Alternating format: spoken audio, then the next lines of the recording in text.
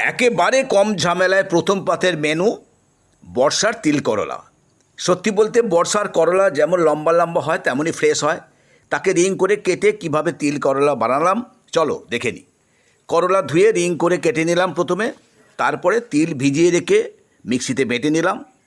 কড়াইতে তেল গরম করে রাঁধুনি ও শুকনো লঙ্কা ফোড়ন দিলাম। তুমি তোমার মতো ফোড়ন দিতে পারো। করলা রিংগুলো উল্টে পাল্টে বা ঢেকে ভাজা ভাজা করে নিলাম নুন দিয়ে।